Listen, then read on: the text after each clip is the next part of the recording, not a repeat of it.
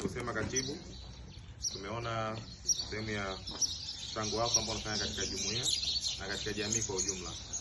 Kwa hiyo hii ni encouragement kwamba uendelee. Kama sisi tumeona, tunaamini Mungu ameona zaidi.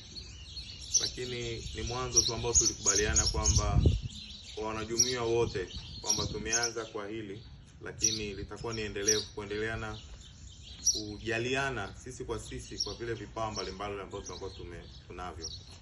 Kwa hiyo Dr., sina maneno mengi sana ya kusema, kama katibu alivyotangulia kusema. Tunakushukuru kwa tumekuandalia certificate ya appreciation presented to Dr. Frank Manase. Katibu ameandika hapa kimombo, anasema for caring for our grandfathers, three dear mothers and the elderly as wholly by providing physical and spiritual service, medical advice, alleviating loneliness, and taking tours on the Orias. We appreciate and value your contribution and pray that God guides you in your plans to care for the elderly.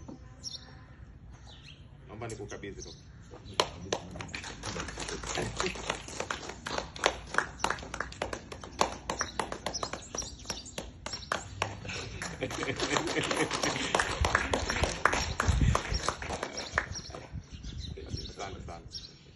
Thank you so much. Na hii nyingine makamu na hii nyingine asante. Na hii nyingine Dr., ni tumekuandalia chupa imeandikwa Dr. Manase hapa, lakini katibu kahakikisha kwamba nimeandikwa na Ebeneza, yaani hata kunywa maji ukumbuke kwamba ni Ebeneza.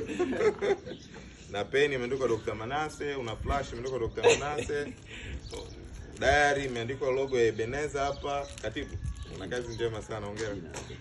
Na jina pia imeandikwa Dr. Manase. Kwa hiyo naamini hata akiona wagonjwa pale, kuona logo ya Ebeneza, akiona chupa ya Ebeneza, naamini anaendelea kututangaza pia kama jumuiya. Si ndio eh?